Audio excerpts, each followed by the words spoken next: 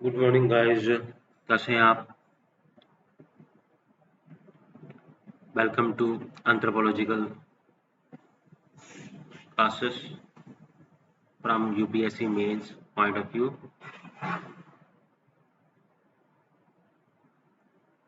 आज एक नए टॉपिक के साथ हम शुरुआत करेंगे। So let us discuss.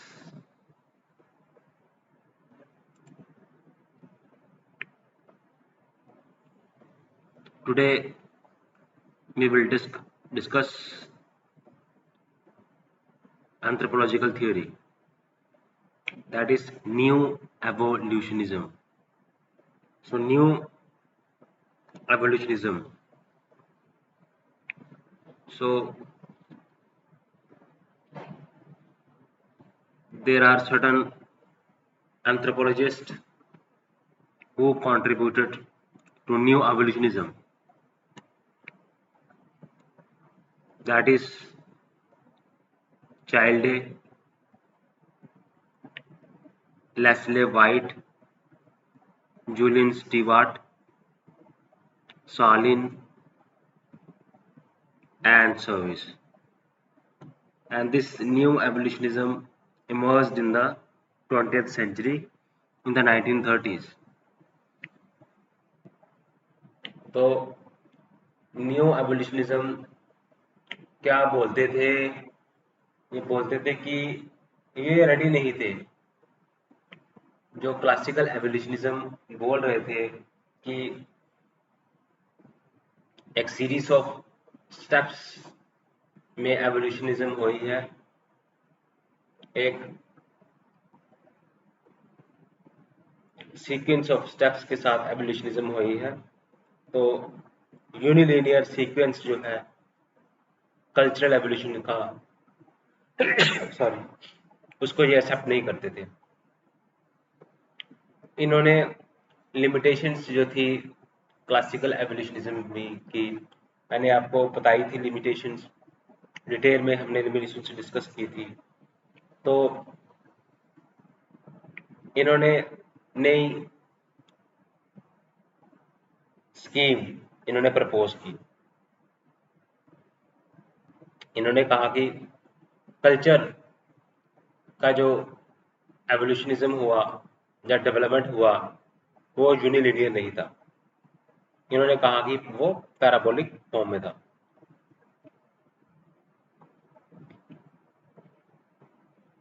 तो अब पैराबोलिक फॉर्म क्या कहता है कि कल्चर जो है एक फॉर्म में बॉर्न होता है। ठीक है, एक सोशल इंस्टीट्यूशन हो गया, कल्चर की बात कर लीजिए, वो उसका ओरिजिनेशन होता है, उसकी एक स्पेसिफिक फॉर्म होती है अर्ली स्टेज में। फिर क्या होता है कि वो एक टोटली डिफरेंट फॉर्म में डेवलप हो जाता है अलग अलग डायरेक्शंस में। फिर क्या होता है कि टाइम के बाद वो जो डिफरेंट फॉर्म में डेवलप हुआ था कल्चर, फिर वो दोबारा से ओरिजिनल फॉर्म में आता है, लेकिन उसकी फॉर्म जो है वो मॉडिफाइड हो जाती है। जैसे स्टेज 1 की बात करें, ओके,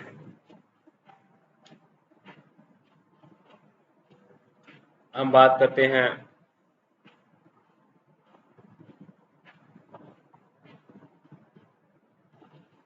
स्टेज में 1 में क्या है, ऑनरशिप कॉमन है, प्रॉपर्टी की ऑनरशिप कॉमन है, सब मिलके इकट्ठे रह रहे हैं।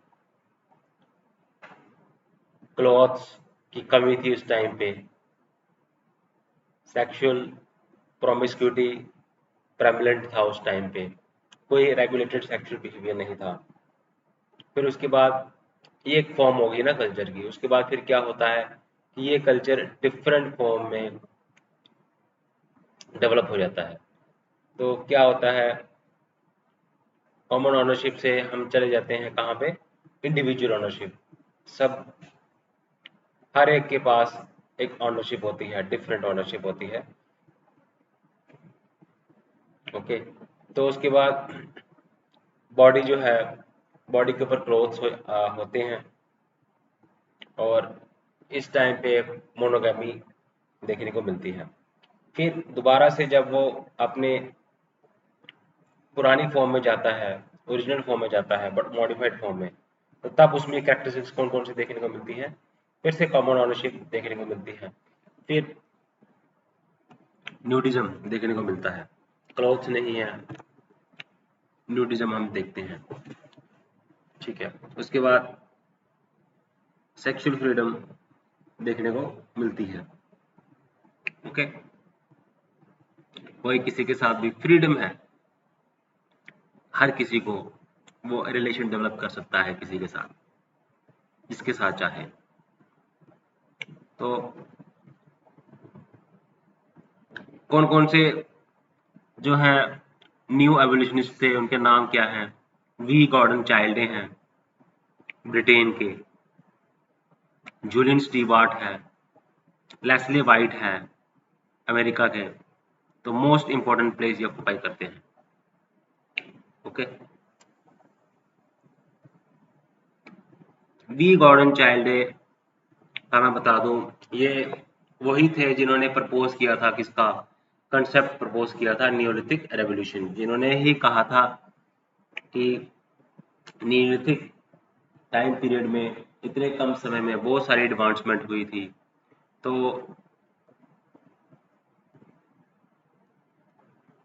इन्होंने प्रपोज किया कंसेप्ट ऑफ न्यूलिथिक रेवोल्यूशन।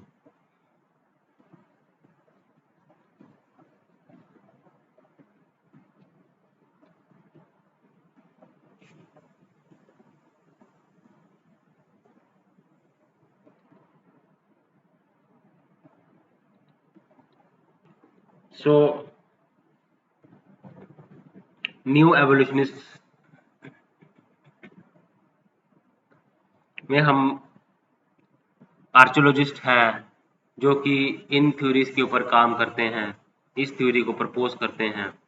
उनके नाम थे वी गॉर्डन चाइल्ड जो कि ब्रिटिश के थे, लेस्ली वाइट और जूलियन स्टीवार्ट ये अमेरिकन थे। Okay, neo evolutionism.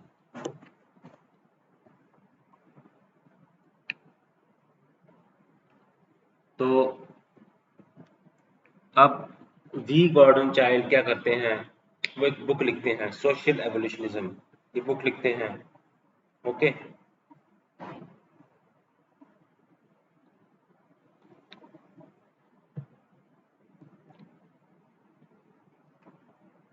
तो अब बात करते हैं न्यू एवोल्यूशनिज्म की। तो इन्होंने क्या कहा? अगर हम एवोल्यूशनरी कल्चरल एवोल्यूशन की बात करें, अगर हम ईबी टाइलर ने क्या कहा उसके ऊपर हम फोकस करें, तो उन्होंने एवोल्यूशनिज्म के बारे में बताया कि एवोल्यूशनिज्म डिफरेंट सीक्वेंस ऑफ स्टेप्स में चलती है, जिसमें आप स्टेजेस की बात हम करते हैं, सैवेजरी है, बार्बरिज्म है और सिविलाइजेशन है।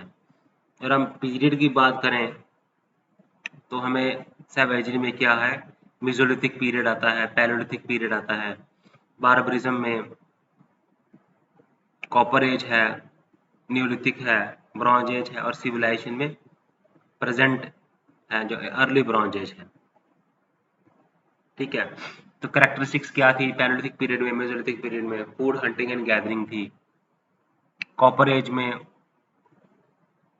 न्यूलिथिक में एग्रीकल्चर आ गई, डोमेस्टिकेशन आ गया, और प्रेजेंट अर्ली ब्रॉन्ज एज में एग्रेसिव एक्सप्लॉयटेशन हुआ एनवायरनमेंट का। ओके, तो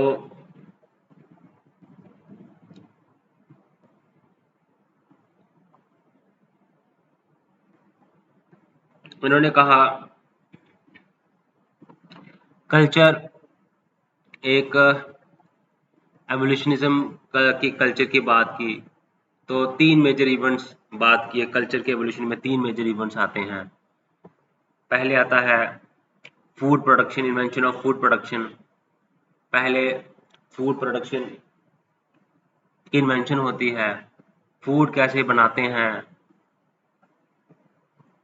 कैसे अर्ली मैन ने फूड प्रोडक्शन की, है ना, डोमेस्टिकेशन की, एनिमल्स की, जानवरों की डोमेस्टिकेशन की, एग्रीकल्चर के ऊपर उसने फोकस किया, एवोल्यूशन हुआ एग्रीकल्चर का, ओरिजिनेशन हुआ एग्रीकल्चर का, फूड प्रोडक्शन की उसने, तो इन्वेंशन की फूड प्रोडक्शन की। उसके बाद क्या हुआ, अर्बनाइजेशन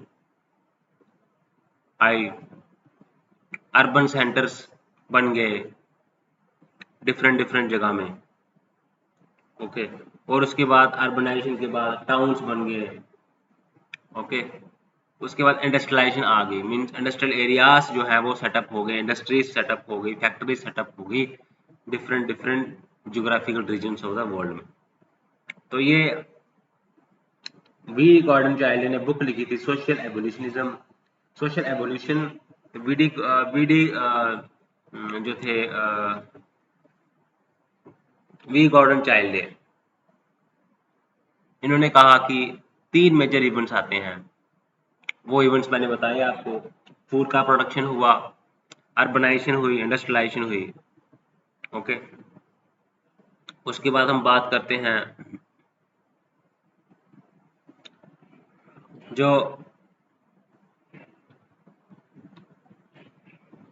कल्चर का जो प्रोग्रेस हुआ वो कैसे हम कह सकते हैं कि कल्चरल प्रोग्रेशन हुआ है। हम उसमें बात करेंगे टेक्नोलॉजिकल स्किल्स की डेवलपमेंट हुई है, टेक्नोलॉजी की डेवलपमेंट हुई है, और उसने जो नेचुरल रिसोर्सेज थे टेक्नोलॉजी ने वो उनको यूज किया, एक्सप्लॉइट किया। तो बेसिकली जो कल्चरल प्रोग्रेशन है वीडी कॉर्डन चाइल्ड का, वो क्या था, वो कल्चर की एवोल्यूशनिज्म, वो को हम देखते हैं कि development of technology, use of technology and exploitation of natural resources. Okay, तो वी गॉर्डन चाइल्ड ने क्या हुआ, इन्होंने जो बहुत सारी एग्जीबिशन की, इन्होंने एक्सकवेशन की। ओके, तो ये V Gordon Childe Australian born British historian थे, आर्कियोलॉजिस्ट थे, लिंग्विस्टिक थे। तो इन्होंने British school of new evolutionist के पायनियर थे ये। इन्होंने क्या किया, आर्कियोलॉजिकल पीरियड को, प्री हिस्टोरिक पीरियड को इन्होंने palaeolithic, mesolithic, neolithic, copper age, bronze age, iron age में इन्होंने डिवाइड किया। इन्होंने वी गॉर्डन चाइल्ड ने जो हमारा प्री हिस्टोरिक पीरियड था, जो हमारा आर्कियोलॉजिकल पीरियड को इन्होंने डिवाइड किया डिफरेंट स्टेजेस में, डिफरेंट एजेस में, पैलियोलिथिक, मेसोलिथिक, नियोलिथिक, उसके बाद कॉपर एज, फिर bronze age, then iron age. Okay, तो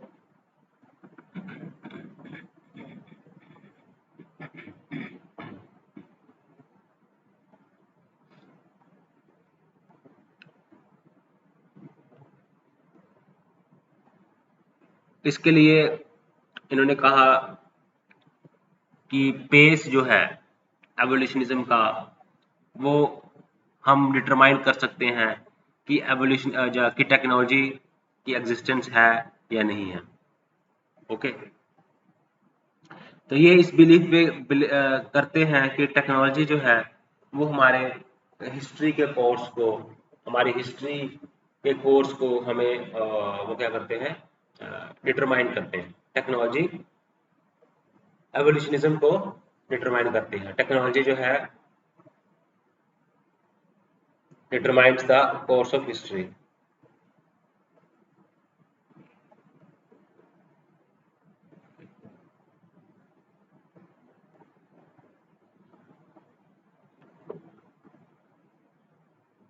तो वी.डी. कॉर्डन चाइल्ड ने बहुत काम किया न्यू एवोल्यूशनिज्म के ऊपर।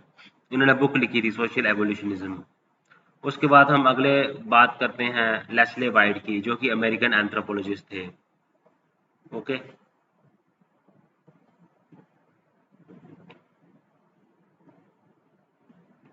तो लेस्ले वाइट ने मॉर्गन की राइटिंग को पढ़ा, टेलर की करा, ठीक है। तो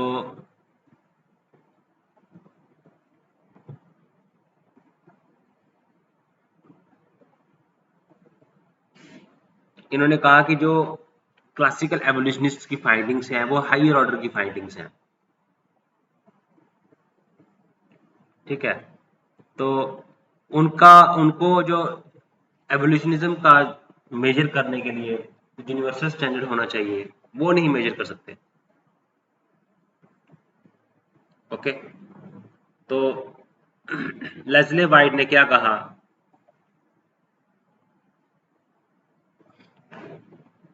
अब लेस्ले वाइट कहा कि जो क्लासिकल एवोल्यूशनिज्म की फाइंडिंग्स की कंक्लूजन किया वो हायर ऑर्डर की थी, ठीक है। और इनके पास कोई स्टैंडर्ड नहीं था कि हम एवोल्यूशनिज्म को मेजर कैसे कर सकें, वो मेजर नहीं कर सकते थे एवोल्यूशनिज्म को क्लासिकल एवोल्यूशनिस्ट। इन्होंने कहा कि एक इनके पास कोई स्टैंडर्ड नहीं है एवोल्यूशनिज्म को मेजर करने का। बाद में ये लेस्ले वाइट एवोल्यूशनिज्म मेजर का स्टैंडर्ड फाइंड आउट करते हैं। ओके, अगर हमने एवोल्यूशनिज्म को स्टडी करना है, कल्चर को स्टडी करना है, तो हमें उनको मेजर करने के लिए हमारे पास कोई यूनिवर्सल स्टैंडर्ड होना चाहिए। ओके, इन्होंने कहा कि हम कह सकते हैं कि कल्चर जो है वो ग्रो कर रहा है, एडवांस कर रहा है, अगर वो हायर फॉर्म ऑफ एनर्जी को यूज करता है। ओके, कि वो इंटरेस्ट एवोल्यूशनिज्म, पर्टिकुलर कल्चर की एवोल्यूशनिज्म में वो इंटरेस्टेड नहीं थे, पर्टिकुलर इंस्टीट्यूशंस की एवोल्यूशनिज्म में वो इंटरेस्टेड नहीं थे।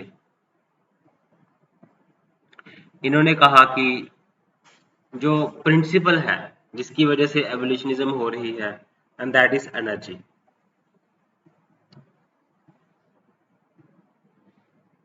ओके, अब सिंपल सोसाइटी में तो एनर्जी का इस्तेमाल जो होता है बड़ा ही लो होता है। ओके, क्योंकि एनर्जी जो जो सोर्स होते हैं एनर्जी के वो बड़े कम होते हैं, तो ये यूज कम करते हैं। ये डिपेंडेंट जो होती है इनके ऊपर, मिनिमम अमाउंट ऑफ एनर्जी के ऊपर ये डिपेंडेंट होते हैं। फिर उसके बाद क्या हुआ, वो जब डोमेस्टिक पैस्टोरलिस्ट बन गए, ठीक है, तो अब उनकी वो डिपेंडेंट किस पे हो गए, एनिमल पावर के ऊपर डिपेंडेंट हो गए।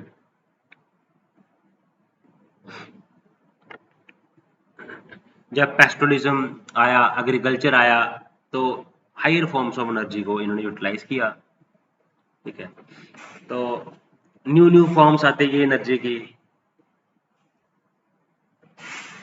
तो पैसेज ऑफ टाइम के साथ क्वालिटी जो थी या क्वांटिटी थी एनर्जी की वो ज़्यादा इस्तेमाल होने लगी, हार्नेस ज़्यादा हुई इसकी।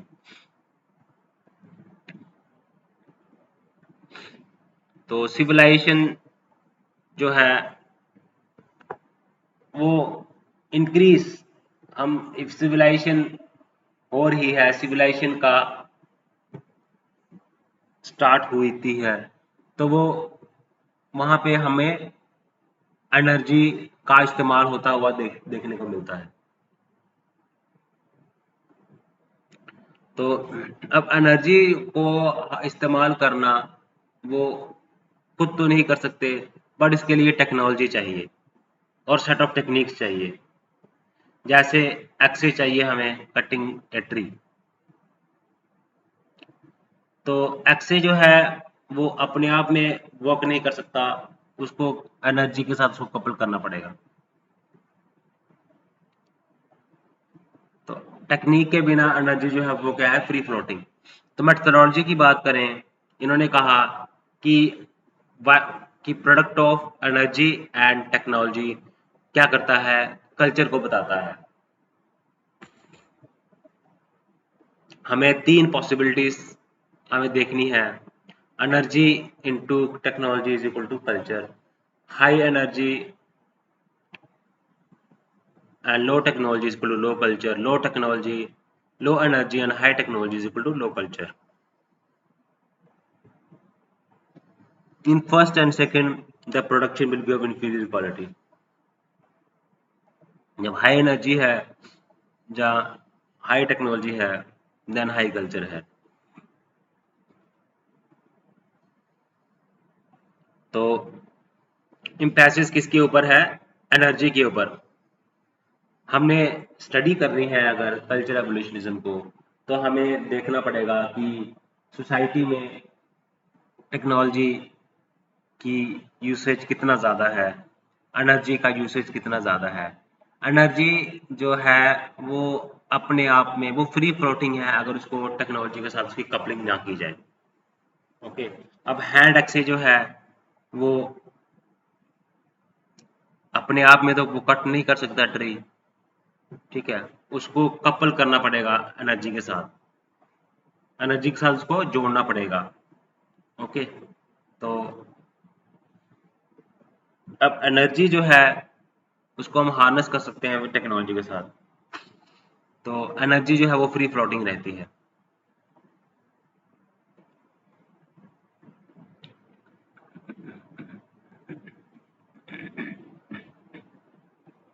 इन्होंने ज़्यादा जोर जो है वो टेक्नोलॉजी के ऊपर दिया, तभी इनकी थ्योरी को हम टेक्नोलॉजिकल थ्योरी ऑफ एवोल्यूशनिज्म भी बोलते हैं। इनकी थ्योरी को हम टेक्नोलॉजिकल थ्योरी ऑफ एवोल्यूशनिज्म भी बोलते हैं। ओके,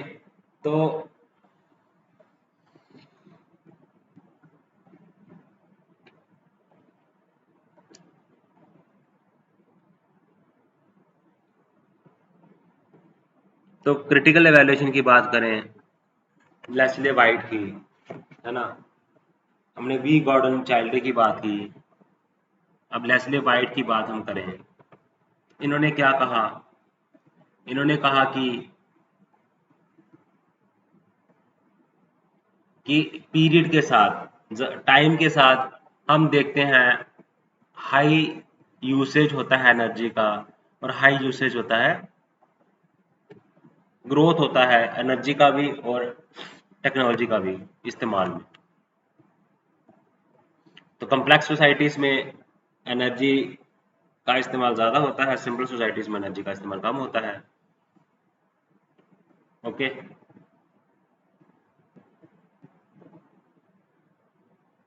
इन्होंने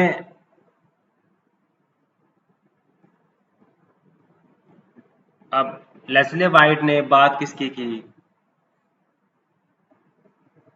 इन्होंने जो है एवोल्यूशनिज्म का पर्टिकुलर सोसाइटी में के लिए इन्होंने कोई जोर नहीं दिया, इन्होंने उसके ऊपर काम नहीं किया, क्रिटिसाइज किया कि इन्होंने नेग्लिजिबल प्लेस दिया एवोल्यूशनिज्म का पर्टिकुलर सोसाइटी में। इन्होंने बात की यूनिवर्सल थ्योरी ऑफ एवोल्यूशनिज्म की, इन्होंने यूनिवर्सल एवोल्यूशनिज्म ऑफ द वर्ल्ड की बात की, ठीक है। तो इनको हम यूनिवर्सल कल्चरल एवोल्यूशनिस्ट भी बोलते हैं, इनको हम टेक्नोलॉजिकल थ्योरी ऑफ एवोल्यूशनिज्म भी बोलते हैं, इनको हम यूनिवर्सल कल्चरल एवोल्यूशनिस्ट भी बोलते हैं। इन्होंने ज़्यादा एम्फेसिस दिया टेक्नोलॉजिकल और इकोनॉमिक फैक्टर के ऊपर, इन्होंने जो साइकोलॉजिकल फैक्टर्स को इग्नोर किया, जो कि हम पढ़ेंगे culture and personality school of thought में। इन्होंने हिस्टोरिकल फैक्टर्स को इग्नोर किया, इन्होंने एनवायरमेंटल फैक्टर्स को इग्नोर किया।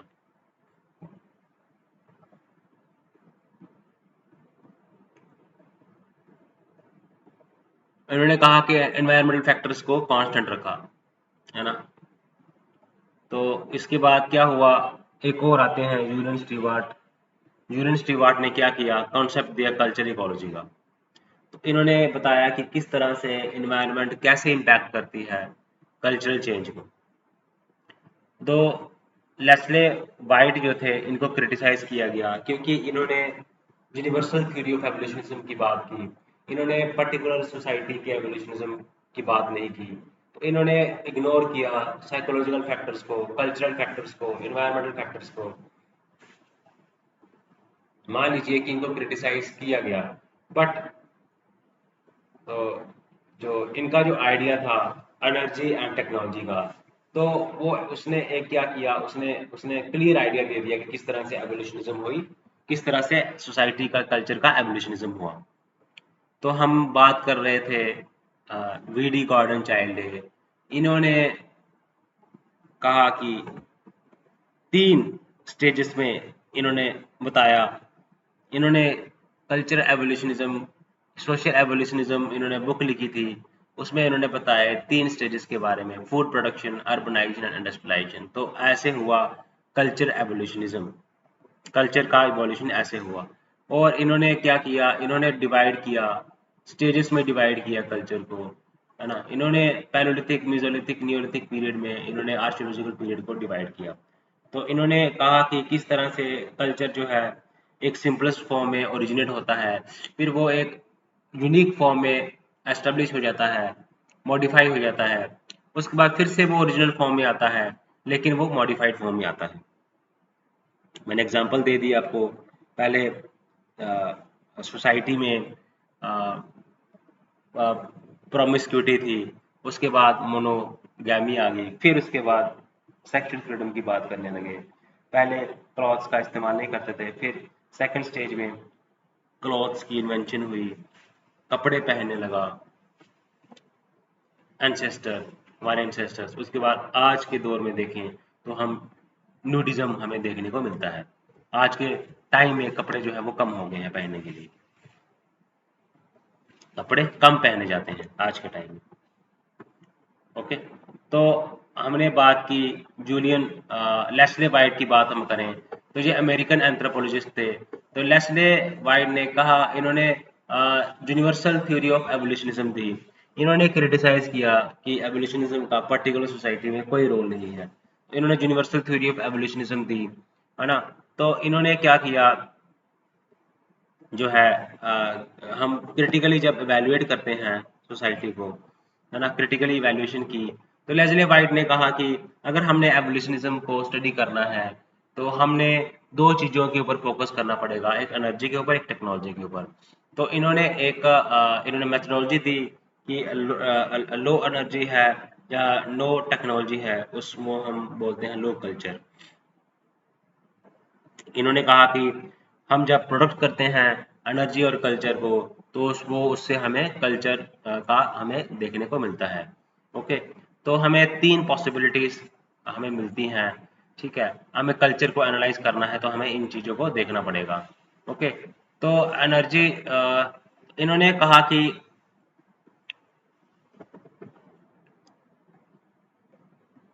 कल्चरल, इन्होंने basically law of cultural development दी। ठीक है, तो अब होता क्या है कि जब एनर्जी का इस्तेमाल ज़्यादा होता है, बाय पर energy harness by man per capita is increased, और एज द जो टेक्नोलॉजिकल मीन्स हैं एनर्जी को हार्नेस करने के लिए, वो जब इंक्रीज होते हैं और बोथ फैक्टर्स इंक्रीज, इस उसको हम बोलते हैं कल्चरल डेवलपमेंट। तो लॉ ऑफ कल्चरल डेवलपमेंट में इन्होंने कहा कि जब जो है एनर्जी का इस्तेमाल ज़्यादा होता है, या फिर जो है टेक्नोलॉजिकल मीन्स जो हैं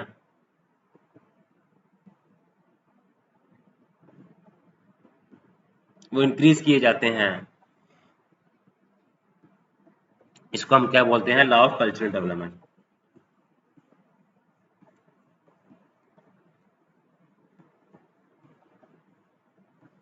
इन्होंने क्या किया, इन्होंने ज़्यादा एम्फेसिस किसके ऊपर किया, टेक्नोलॉजी के ऊपर।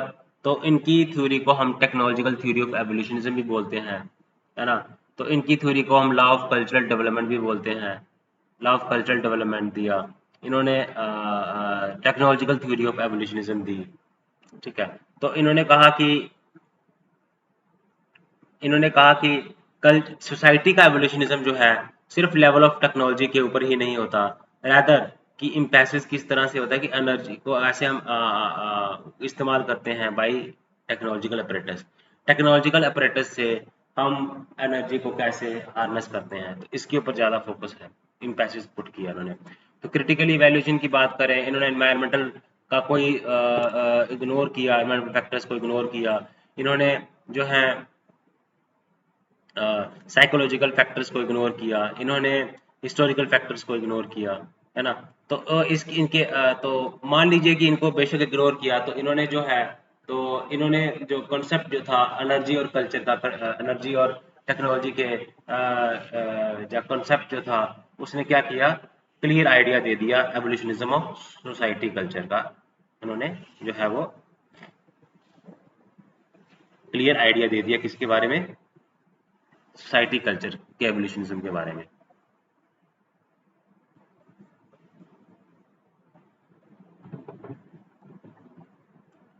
तो हमने देखा कि इन्होंने क्या किया, इन्होंने हमने वी.डी. गॉर्डन चाइल्डे की बात की, नियो एवोल्यूशनिस्ट थे, उसके बाद लेस्ले वाइट की बात की, है ना। तो हमने देखा कि ये कल्चर जो है डेवलपमेंट का, ये यूनिलिनियर नहीं था। इन्होंने कहा कि कल्चर का डेवलपमेंट जो है वो पैराबोलिक है, पैराबोलिक कर्व की फॉर्म में हुआ है, यूनिलिनियर नहीं हुआ है। ओके, तो हम बात करेंगे अभी यूलियन